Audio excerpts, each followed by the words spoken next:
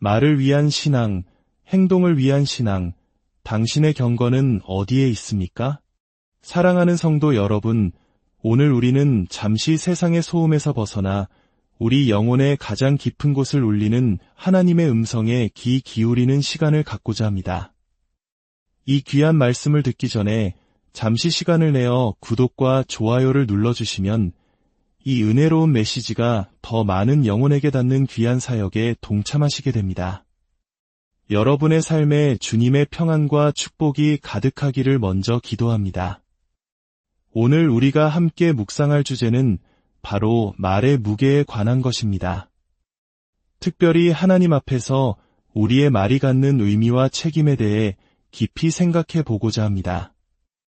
야고보서 1장 26절에는 우리를 잠시 멈추게 하는 매우 강력한 말씀이 기록되어 있습니다. 누구든지 스스로 경건하다 생각하며 자기 혀를 제갈 물리지 아니하고 자기 마음을 속이면 이 사람의 경건은 헛것이라. 헛것이라. 참으로 무서운 말씀이 아닐 수 없습니다.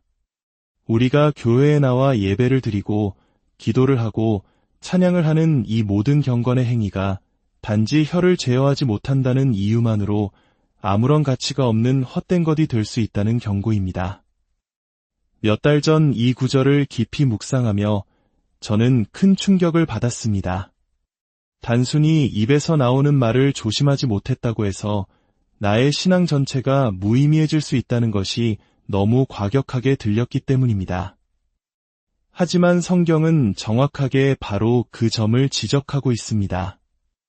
이것은 단순히 말조심 좀 해야지 하는 가벼운 다짐으로 끝날 문제가 아닙니다. 하나님께서는 우리가 내뱉는 말 한마디 한마디에 지대한 관심을 갖고 계십니다. 우리가 서로에게 하는 말도 중요하지만 어쩌면 더 큰 죄는 우리가 하나님께 드리는 말에 있을지 모릅니다. 우리는 너무나 자주 거룩하신 하나님 앞에 서둘러 나아가 그 의미를 깊이 생각하지도 않은 채 수많은 말을 쏟아내곤 합니다. 마음에도 없는 찬양 가사를 흥얼거리고 습관적인 기도를 반복합니다. 이 문제에 대해 구약의 지혜서인 전도서는 우리에게 아주 중요한 가르침을 줍니다. 전도서 5장 1절과 2절입니다. 너는 하나님의 집에 들어갈 때에 내 발을 삼갈지어다. 가까이 하여 말씀을 듣는 것이 우매한 자들이 제물 드리는 것보다 나으니 그들은 악을 행하면서도 깨닫지 못함이니라. 너는 하나님 앞에서 함부로 입을 열지 말며 급한 마음으로 말을 내지 말라. 구약시대의 이 말씀은 성전에 예배하러 나아가는 이들에게 주어졌습니다. 성전으로 향하는 발걸음 하나하나를 조심하고 예배의 자리에 나아가는 태도를 신중히 하라는 것입니다. 그리고 말하기 위해 나아가지 말고 먼저 듣기 위해 가까이 나아가라고 권면합니다. 생각 없이 드리는 제사는 어리석은 자의 행위일 뿐이라고 경고하면서 말입니다. 그리고 곧바로 이어지는 말씀이 우리의 마음을 찌릅니다. 함부로 입을 열지 말며 급한 마음으로 말을 내지 말라. 저 자신부터 이 말씀 앞에 너무나 죄스러운 마음이 듭니다. 기도할 때 내가 누구에게 말하고 있는지를 깊이 생각하지 않은 채 서둘러 들어와 하나님, 들어보세요 라며 저의 요구사항만 늘어놓을 때가 얼마나 많았는지 모릅니다. 전도서는 왜 우리가 말을 아껴야 하는지 그 이유를 명확히 설명합니다. 하나님은 하늘에 계시고 너는 땅에 있음이니라. 그런즉 마땅히 말을 적게 할 것이라. 이 구절을 처음 읽으면 그 이유가 조금 이상하게 들릴 수도 있습니다. 하나님이 하늘에 계시고 내가 땅에 있기 때문에 말을 적게 하라니 이것이 무슨 뜻일까요? 이것은 단순한 물리적 거리를 의미하는 것이 아닙니다. 존재의 차원에 대한 깊은 통찰입니다. 잠시 상상해 보십시오. 저 높은 하늘 보좌에 앉아 계신 분은 모든 것을 아시는 전지하신 분이며 모든 것을 하실 수 있는 전능하신 분이며 아니 계신 곳이 없는 무소부재하신 분입니다. 그분은 거룩하시고 완전하신 창조주 하나님이십니다. 그리고 여기 땅 위에 있는 우리는 누구입까?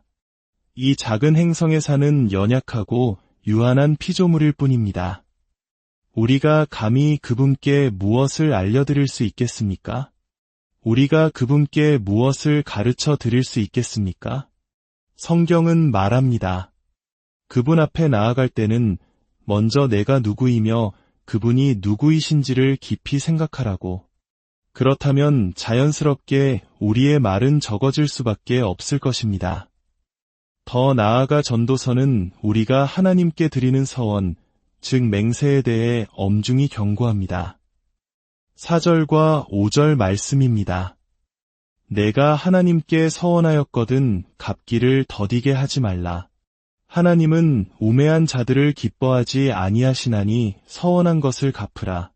서원하고 갚지 아니하는 것보다 서원하지 아니하는 것이 더 나으니라. 우리는 감정에 휩쓸려 혹은 어떤 신앙적인 분위기에 취해 너무나 쉽게 하나님 앞에서 약속을 내뱉곤 합니다. 주님, 이제부터 순결을 지키겠습니다. 주님, 제 삶을 온전히 드리겠습니다. 하지만 그 약속을 지키지 못했을 때 우리는 그건 실수였어요. 진심이 아니었어요 라고 변명하려 합니다. 성경은 차라리 처음부터 입을 다무는 것이 낫다고 말합니다. 하나님 앞에서 한 약속을 지키지 않는 것은 그분의 이름을 욕되게 하고 결국 우리 손으로 이룬 모든 것을 무너뜨리는 결과를 낳을 수 있다고 경고합니다. 결혼 서약을 생각해 보십시오. 우리는 하나님과 여러 증인들 앞에서 기쁠 때나 슬플 때나 죽음이 우리를 갈라놓을 때까지 함께할 것을 맹세합니다. 이것은 가벼운 약속이 아닙니다. 그런데 얼마나 많은 이들이 그 맹세를 쉽게 저버립니까? 하나님은 말씀하십니다. 내가 어렸든 생각이 짧았든 상관없다. 너는 전능한 나의 앞에서 맹세했다.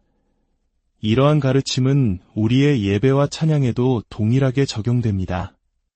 우리는 나의 모든 찬양을 주님께 드립니다. 나의 모든 경배를 주님께 드립니다. 라고 노래합니다.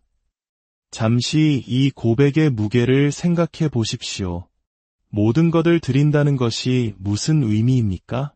정말 우리의 삶 전체가 생각과 시간과 재물이 모두 그분을 향한 경배가 되고 있습니까? 아니면 그저 입술로만 아름다운 노래를 부르고 있는 것은 아닙니까?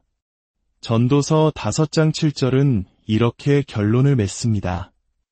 꿈이 많으면 헛된 일들이 많아지고 말이 많아도 그러하니 오직 너는 하나님을 경외할지니라. 그렇습니다. 수많은 말, 수많은 헛된 꿈보다 더 중요한 것은 바로 하나님을 경외하는 것입니다. 여러분, 영화 패션 오브 크라이스트를 보신 분들이 많을 겁니다.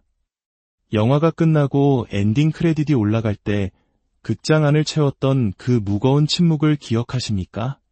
많은 이들이 아무 말도 하지 못한 채 눈물만 흘렸습니다. 말문이 막히는 경험. 당신이 나를 위해 그런 끔찍한 고통을 당하셨군요라는 생각에 압도되어 어떤 말도 할 수 없었던 그 순간.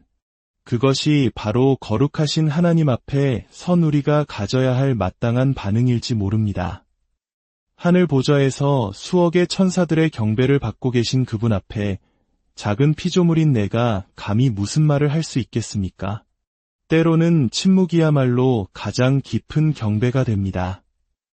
요한계시록 4장에는 하나님의 보좌를 둘러싼 네 생물에 대한 묘사가 나옵니다.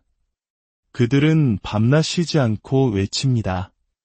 거룩하다, 거룩하다, 거룩하다. 주 하나님 곧 전능하신 이여, 전에도 계셨고 이제도 계시고 장차 오실 이시라. 그들은 수천 년 동안, 아니 영원토록 이 한마디를 반복합니다. 왜일까요? 하나님의 거룩하심과 위대하심이 너무나 압도적이어서 그 어떤 다른 말로도 표현할 길이 없기 때문입니다. 여기서 우리 스스로에게 한 가지 질문을 던져보면 좋겠습니다. 만약 오늘 아침 하나님 앞에 나아가 단 16개의 단어만 사용할 수 있다면 당신은 어떤 말을 하시겠습니까? 여러분의 영혼 전체를 담아낼 수 있는 신중하게 선택된 경건한 16개의 단어. 잠시 시간을 드릴 테니 마음속으로 한번 문장을 만들어 보십시오. 쉽지 않은 일입니다. 하늘의 천사들이 사용한 단어가 바로 16개였습니다. 거룩하다, 거룩하다, 거룩하다. 주 하나님 곧 전능하신 이여, 전에도 계셨고 이제도 계시고 장차 오실 이시라. 저 역시 이 고백에서 시작할 것 같습니다.